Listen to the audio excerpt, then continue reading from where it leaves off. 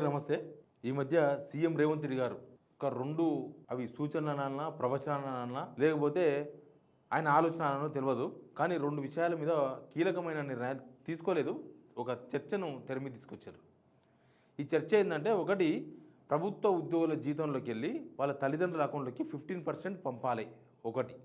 రెండోది private doctors సంవత్సరంలో ఒక నెల పాటు వాళ్ళు గవర్నమెంట్ హాస్పిటల్లో పనిచేయాలి.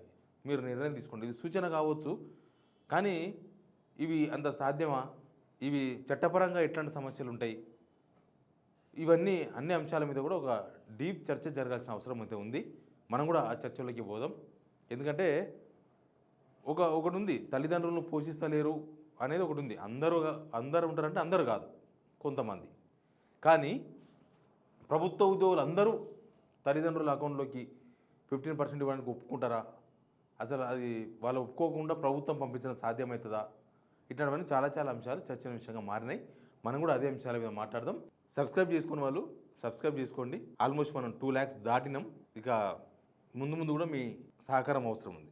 ఇక సబ్జెక్ట్లోకి పోతే, ఇప్పుడు రేవంత్ రెడ్డి గారు చెప్పింది 15% నేరుగా తల్లిదండ్రుల ఖాతాలో జమ చేయాలని సూచించిన వ్యాఖ్యలు నిజంగా ఇది ఒక పెద్ద చర్చనీయాంశ అంశమే. పంపితే ఏమైనా నష్టమా అంటే, పంపితే నష్టమేం కాదు, కానీ చట్టంలో చాలా వ్యవహారాలు ఉంటాయి.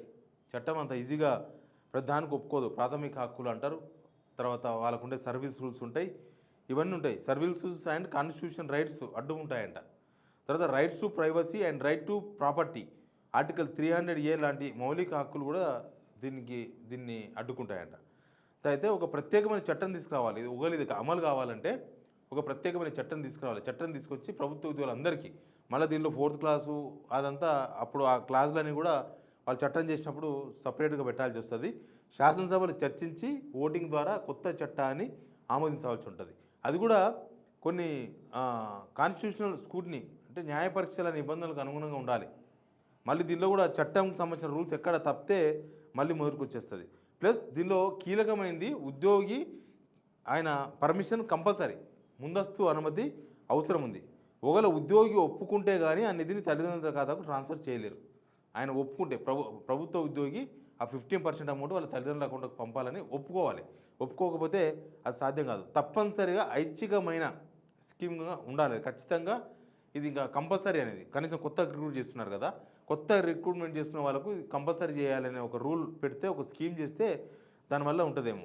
ప్లస్ ఇంకా మీకు చిన్న పనులు ఉంటాయి. సాఫ్ట్వేర్లో ట్రెజరీ, పే, అకౌంట్స్ ఆఫీసుల్లో సాఫ్ట్వేర్ మార్పులు చేయడం, ఖాతా వివరాలు, బదిలీ ప్రక్రియ, డబ్బు వినియోగం మీద ట్రాకింగ్ వ్యవస్థ లాంటివి పెట్టడం అవసరం ఉంటుంది. కానీ ఇది ఉద్యోగ సంఘాల నుంచి కూడా తీవ్రమైన వ్యతిరేకత ఎదురయ్యే అవకాశం ఉంది, ఉద్యోగస్తుల నుంచి కూడా.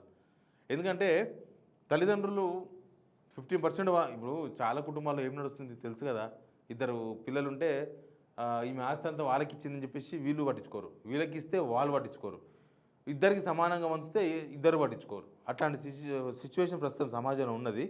కాకపోతే వ్యక్తిగత జీవన విధానంలో ప్రభుత్వం జోక్యం చేసుకోవడం ఎంతవరకు కరెక్ట్ అనే ఒక పెద్ద చర్చ కూడా ప్రభుత్వ ఉద్యోగుల్లో ఉంది. తల్లిదండ్రులు లేకపోవడం లేదా సంబంధం లేకపోవడం వంటి విషయాలు కూడా మళ్ళీ దీనిలో ఒక క్లాజ్.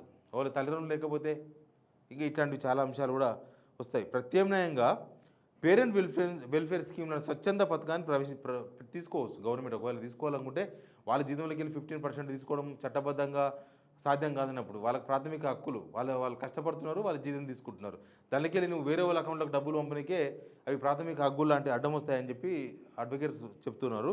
తర్వాత తల్లిదండ్రుల ఆరోగ్యము, వృద్ధాప్య భద్రత కోసం ప్రభుత్వం ప్రత్యేక నిధిని ఏర్పాటు చేయవచ్చు ఒకవేళ ఉంటే.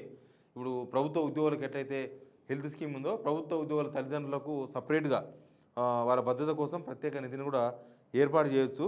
కానీ ఇది మానవీయ పరంగా కరెక్టే. కానీ రేవంత్ రెడ్డి గారు ఎందుకు మాట్లాడినారు అనేది చాలా ఇంపార్టెంట్. ఇక్కడ ఉత్తర స్టేట్మెంట్లు, వేగ్ స్టేట్మెంట్లు ఇవ్వడం, పిఆర్ స్టంట్స్ అంటారు వీటిని, పబ్లిసిటీ స్టంట్స్.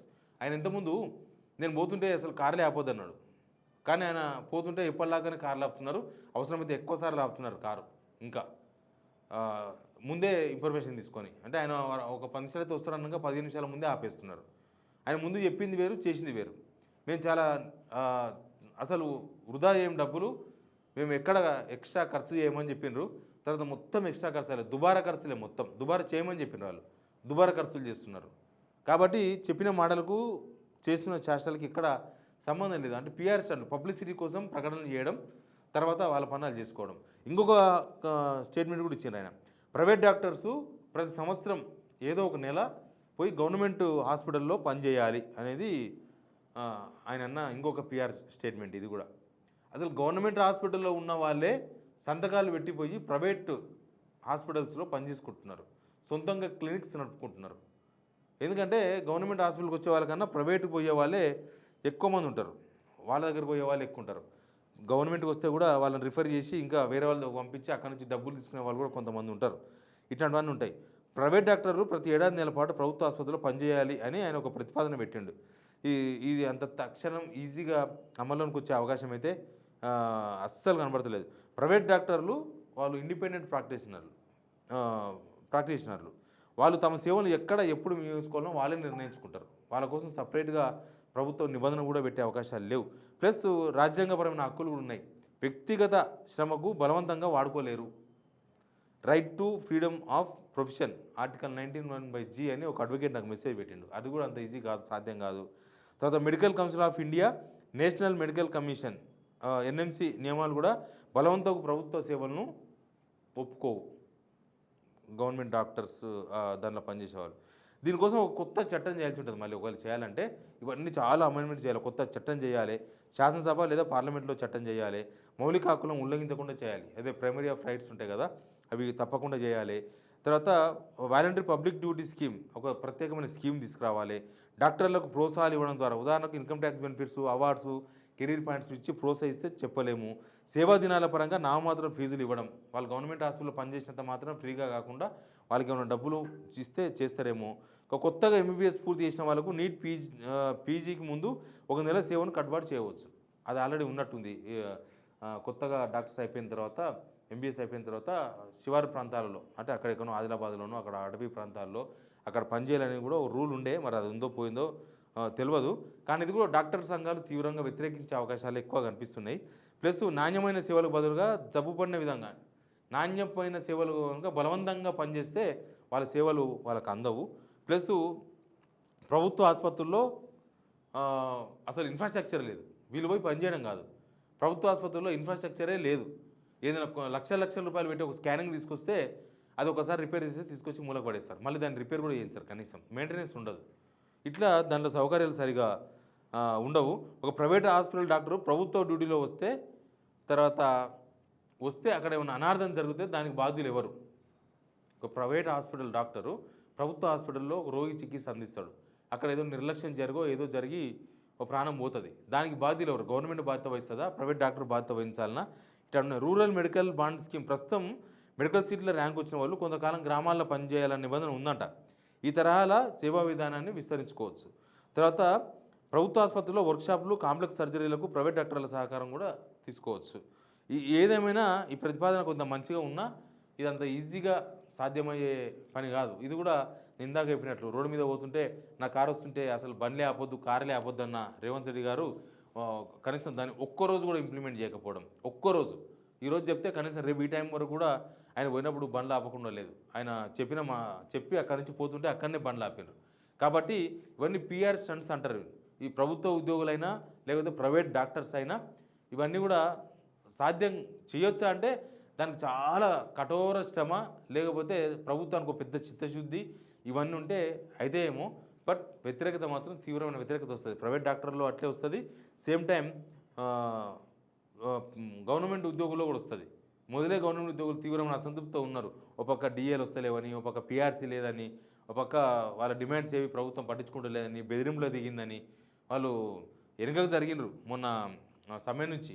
కానీ వాళ్ళు ప్రభుత్వానికి సహకరించాలన్న ఉద్దేశం ఒకటి ఉండొచ్చు, సేమ్ టైం ఇంకా భయపడి కాదు, ఇంకా కొద్దిగా టైం ఇద్దామని మాత్రమే. ప్రభుత్వ ఉద్యోగులు కొద్దిగా టైం ఇద్దాం.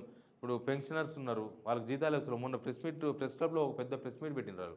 పెన్షనర్లు అంటే రిటైర్మెంట్ అయిపోయినారు, వాళ్ళకి పెన్షన్స్ కావాలి, వాళ్ళకు రిటైర్మెంట్ బెనిఫిట్స్ కావాలి, అవేమీ వస్తలేవు అసలు వీళ్ళు ఇస్తామన్న నెలకు ఎన్నో కోట్లు ఇస్తామని చెప్పినారు, అవి దేనికైతాయో ఏమైతే లేదు. ఎప్పుడూ గవర్నమెంట్ ప్రభుత్వ ఉద్యోగులకు బాకీ ఉంటుంది అన్నట్టుగా కనిపిస్తుంది. ఈ అన్ని పరిణామాల మధ్య రేవంత్ రెడ్డి గారి PR స్టంట్లు ఈ ఓన్లీ స్టంట్ల వరకే పరిమితం అవుతాయా, లేదా నిజంగా అంత చిత్తశుద్ధి ఉందా, ఆయన అమలు చేసే చిత్తశుద్ధి ఉందా అనేది చూడాల్సిన అవసరం ఉంటుంది.